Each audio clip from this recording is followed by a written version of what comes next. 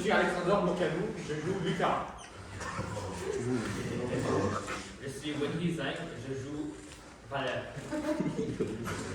Moi, je joue Scanarelle. Voilà.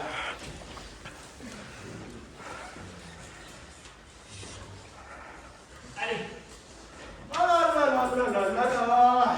j'entends quelqu'un qui chante et qui coupe du bois. Ma foi, ça s'est travaillé pour moi beaucoup. Prenons un peu d'arène. Voilà du bois salé comme tous les diables. Qu'ils sont doux, bouteilles jolies. Qu'ils sont doux, vos petits glouglous. Même en sorte bien des jaloux. S'ils étaient toujours remplis. Oh, bouteille, mamie, pourquoi vous videz-vous? Alors, ma bleue, ne faut point engendrer de la mélancolie. Voilà lui-même, je pense que vous dites vrai, et que genre vous bouteillinez dessus. Voyons de près. Ah, ma petite friponne, que je t'aime, mon petit bouchon. Ah, même on sort très bien des jaloux. Si. Que diable? À qui on veut ces gens-là? C'est lui, assurément, le voilà tout craché, comme on l'a défiguré.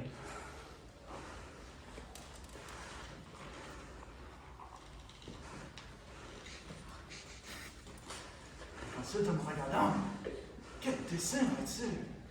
Monsieur, n'est-ce pas vous qui vous appelez Scanarelle? Hein?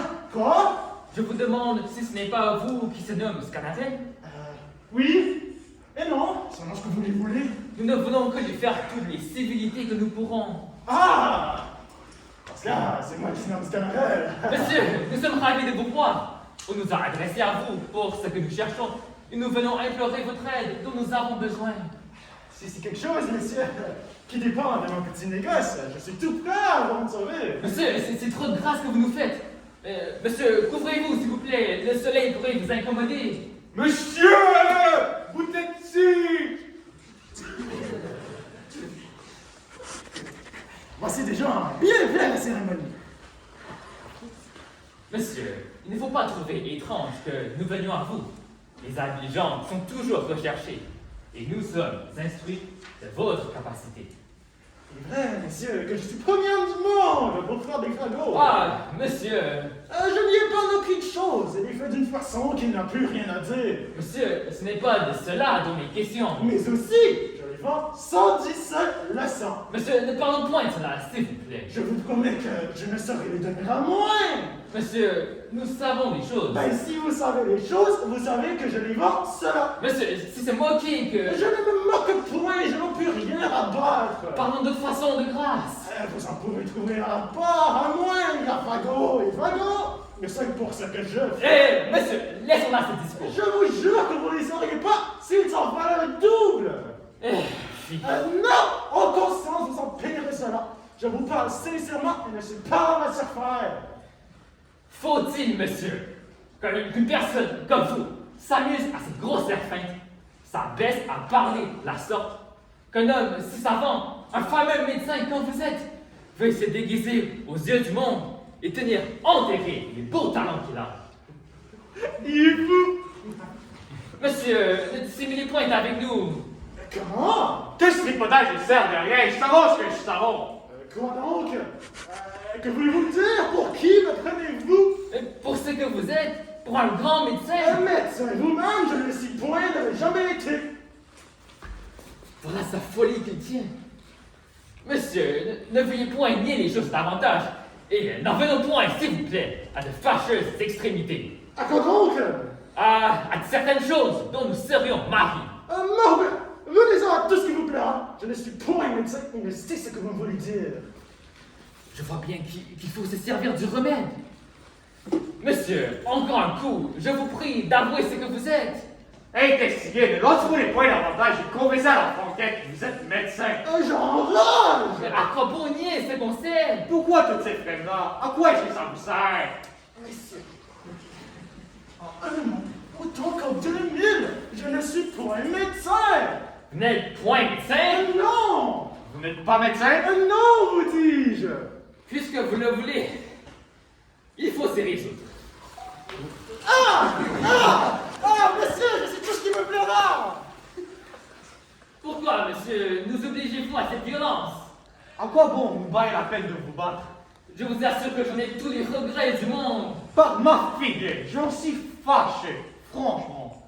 Que diable est ceci, messieurs? Est-ce pour rire? Ou si tous deux vous extravagez que je sois médecin? Quoi?